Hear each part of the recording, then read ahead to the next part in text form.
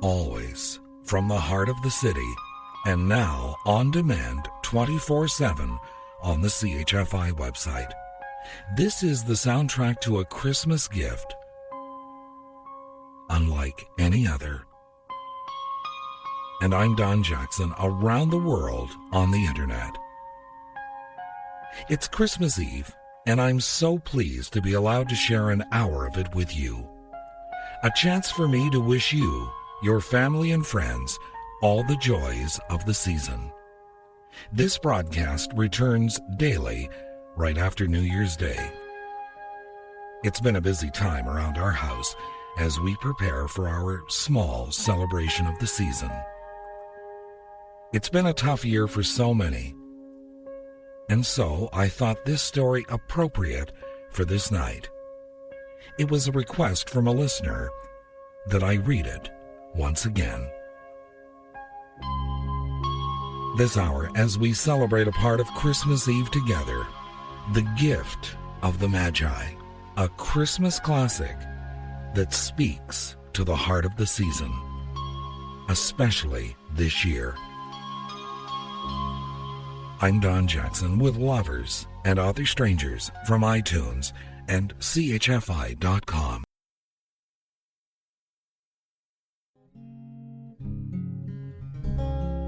Justin Hines, and How I Love This Time, and Nat King Cole with the Christmas song.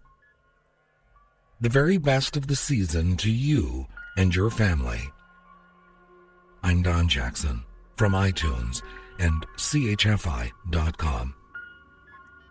This entire hour will be taken up with the telling of a Christmas classic that has a moral for people in love. The Gift of the Magi by O. Henry. And I quote, $1.87. That was all. And 60 cents of it was in pennies. Pennies saved 1 and 2 at a time by bulldozing the grocer and the vegetable man and the butcher until one's cheeks burned with silent imputation of parsimony that such close dealing implied. 3 times Della counted it. $1.87. And the next day would be Christmas.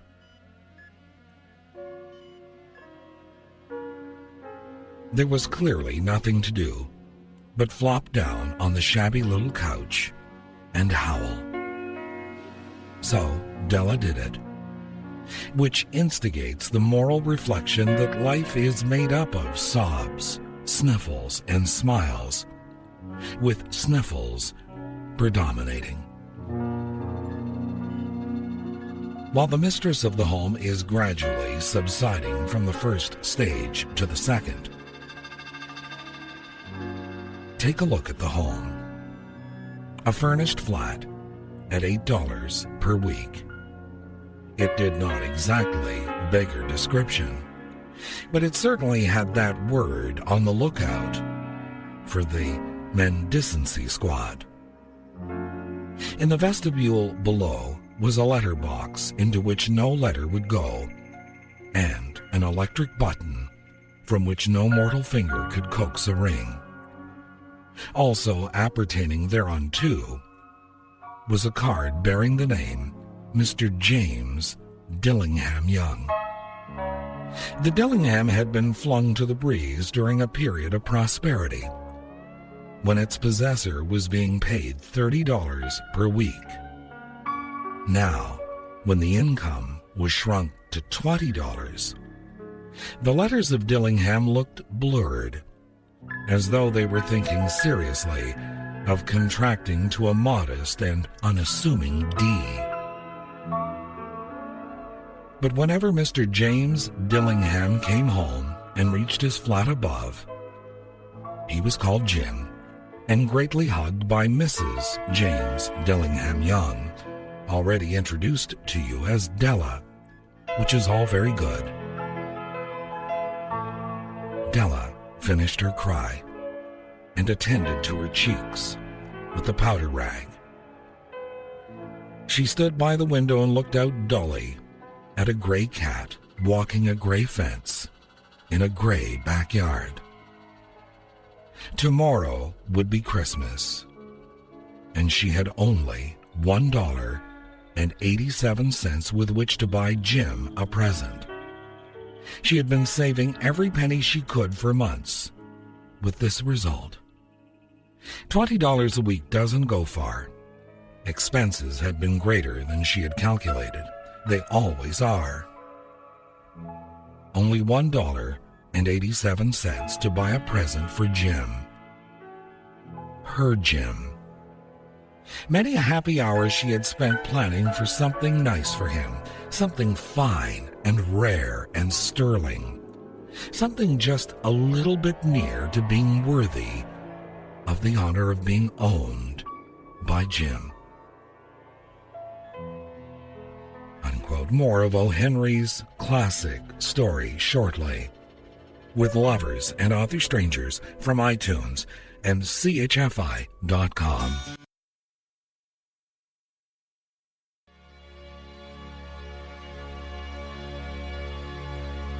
The Trans-Siberian Orchestra with the Christmas Canon and Emerson, Lake and Palmer, and I Believe in Father Christmas. And welcome back to O. Henry's The Gift of the Magi. There was a pier glass between the windows of the room. Perhaps you have seen a pier glass in an $8 flat. A very thin and very agile person may, by observing his reflection in a rapid sequence of longitudinal strips, obtain a fairly accurate conception of his looks. Della, being slender, had mastered the art. Suddenly, she whirled from the window and stood before the glass. Her eyes were shining brilliantly, but her face had lost its color within 20 seconds. Rapidly, she pulled down her hair and let it fall to its full length. Now, there were two possessions of the James Dillingham Youngs in which they both took a mighty pride. One was Jim's gold watch that had been his father's and his grandfather's. The other was Della's hair. Had the Queen of Sheba lived in the flat across the air shaft, Della would have let her hair hang out the window some day to dry, just to depreciate Her Majesty's jewels and gifts. Had King Solomon been the janitor, with all his treasures piled up in the basement, Jim would have pulled out his watch every time he passed, just to see him pluck at his beard from envy. So now, Della's beautiful hair fell about her, rippling and shining like a cascade of brown waters. It reached below her knee and made itself almost a garment for her. And then she did it up again nervously and quickly. Once she faltered for a minute and stood while a tear or two splashed on the worn red carpet. On went her old brown jacket. On went her old brown hat. With a whirl of skirts and the brilliant sparkle still in her eyes, she fluttered out the door and down the stairs to the street. Where she stopped, the sign read, Madame Sofroni, hair goods of all kinds. One flight up, Della ran and collected herself, panting. Madame, large, too white, chilly, hardly looked the Sofroni. Will you buy my hair? Asked Della. I buy hair, said Madame. Take your hat off and let's have a sight at the looks of it. Down rippled the brown cascade. $20, said Madame, lifting the mass with a practiced hand. Give it to me quick, said Della. Oh, and the next 2 hours tripped by on rosy wings. Forget the hushed metaphor. She was ransacking the stores for Jim's present. She found it at last. It surely had been made for Jim and no one else. There was no other like it in any of the stores, and she had turned all of them inside out. It was a platinum fob chain, simple and chaste in design, properly proclaiming its value by substance alone, and not by meretricious ornamentation, as all good things should do. It was even worthy of the watch. As soon as she saw it, she knew that it must be Jim's. It was like him. Quietness and value. The description applied to both. $21 they took from her for it, and she hurried home with the 87 cents. With that chain on his watch, Jim might be properly anxious about time in any company. Grand as the watch was, he sometimes looked at it on the sly, on account of the old leather strap that he used in place of a chain. When Della reached home, her intoxication gave way a little to prudence and reason. She got out her curling irons and lighted the gas, and went to work repairing the ravages made by generosity added to love, which is always a tremendous task, dear friends, a mammoth task. Within 40 minutes, her head was covered with tiny, close-lying curls that made her look wonderfully like a truant schoolboy. She looked at her reflection in the mirror, long, carefully, and critically. "If Jim doesn't kill me," she said to herself, "before he takes a second look at me, he'll say I look like a Coney Island chorus girl. But what could I do? What could I do with $1.87? At 7 o'clock, the coffee was made and the frying pan on the back of the stove, hot and ready to cook the chops. Jim was never late. Della doubled the fob chain in her hand and sat on the corner of the table near the door that he always entered. Then she heard his step on the stair away down on the first flight, and she turned white for just a moment. She had a habit of saying little silent prayers about the simplest everyday things, and now she whispered, "Please, God, make him think I am still pretty."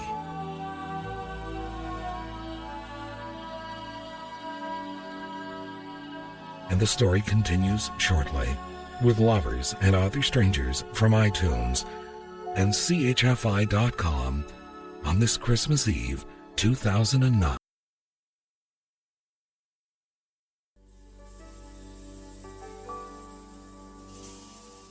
Natalie MacMaster with Alison Krauss and Get Me Through December. I hope you're enjoying our Christmas Eve together. It's my special gift just for you, and I'm so pleased you took the time to make me a part of your special celebration.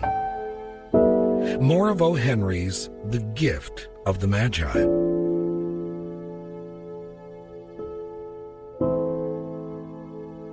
The door opened, and Jim stepped in and closed it. He looked thin and very serious. Poor fellow, he was only 22, and to be burdened with a family. He needed a new overcoat, and he was without gloves. Jim stepped inside the door as immovable as a setter at the scent of quail. His eyes were fixed upon Della, and there was an expression in him that she could not read, and it terrified her.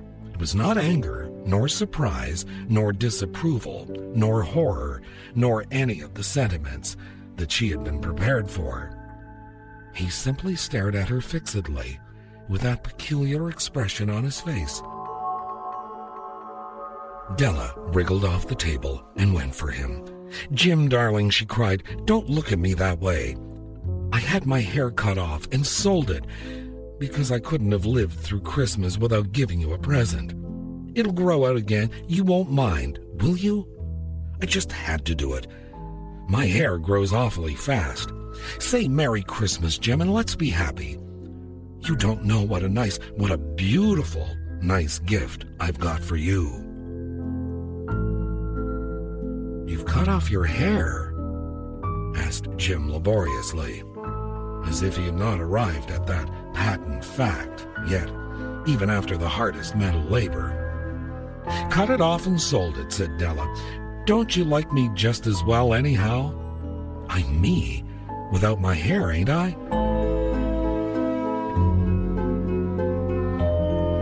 Jim looked about the room curiously.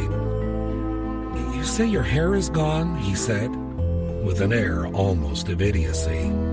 You needn't look for it, said Della. It's sold, I tell you, sold and gone, too. It's Christmas Eve, boy. Be good to me, for it went for you. Make the hairs of my head were numbered, she went on with a sudden, serious sweetness. But nobody could ever count my love for you. Shall I put the chops on, Jim?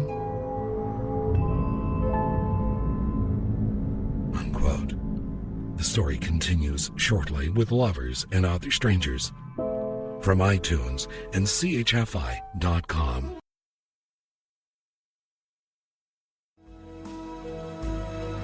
Josh Groban and Believe, and Bing Crosby's Christmas classic, Dreaming of a White Christmas.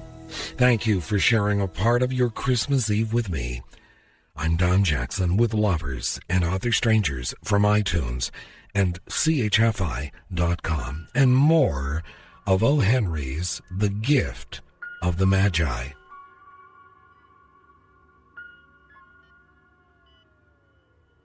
Out of his trance, Jim seemed quickly to wake.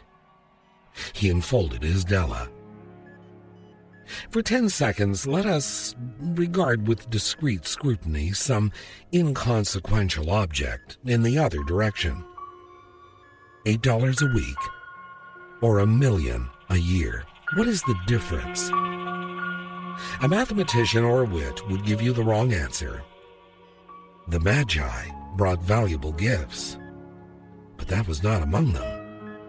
This dark assertion will be illuminated later on. Jim drew a package from his overcoat pocket and threw it upon the table. Don't make any mistake, Dell, he said, about me. I don't think there's anything in the way of a haircut or shave or a shampoo that could make me like my girl any less. But if you'll unwrap that package, you may see why you had me going a while at first. White fingers and nimble tore at the string and paper, and then an ecstatic scream of joy, and then, alas, a quick change to hysterical tears and wails, necessitating the immediate employment of all the comforting powers of the lord of the flat. For there lay the combs, the set of combs, side and back, that Della had worshipped for long in a Broadway window. Beautiful combs, pure tortoiseshell with jeweled rims, just the shade to wear in the beautiful, vanished hair. They were expensive combs, she knew, and her heart had simply craved and yearned over them without the least hope of possession. And now they were hers. But the tresses that should have adorned the coveted adornments were gone. But she hugged them to her bosom, and at length she was able to look up with dim eyes and a smile and say, "My hair grows so fast, Jim." And then Della leaped up like a little singed cat and cried, "Oh, oh!" Jim had not yet seen his beautiful present. She held it out to him eagerly upon her open palm. The dull, precious metal seemed to flash with a reflection of her bright and ardent spirit. "Isn't it a dandy, Jim? I hunted all over town to find it. You'll have to look at the time 100 times a day now. Give me your watch. I want to see how it looks on it." Instead of obeying, Jim tumbled down on the couch and put his hands under the back of his head and smiled. "Dell," he said, "let's put our Christmas presents away and keep them a while. They're too nice to use just at present. I sold the watch to get the money to buy your combs. And now suppose you put the chops on." The conclusion of the story shortly, with Lovers and Other Strangers from iTunes and CHFI.com. And I do hope you will tell all your friends about Lovers and Other Strangers. Our daily podcasts return right after New Year's Day. The conclusion now of O. Henry's The Gift of the Magi. The Magi, as you know, were wise men, wonderfully wise men, who brought gifts to the babe in the manger. They invented the art of giving Christmas presents. Being wise, their gifts were no doubt wise ones, possibly bearing the privilege of exchange in case of duplication. And here I have lamely related to you the uneventful chronicle of two foolish children in a flat who most unwisely sacrificed for each other the greatest treasures of their house. But in a last word to the wise of these days, let it be said that of all who give gifts, these two were the wisest. Of all who give and receive gifts such as they are wisest.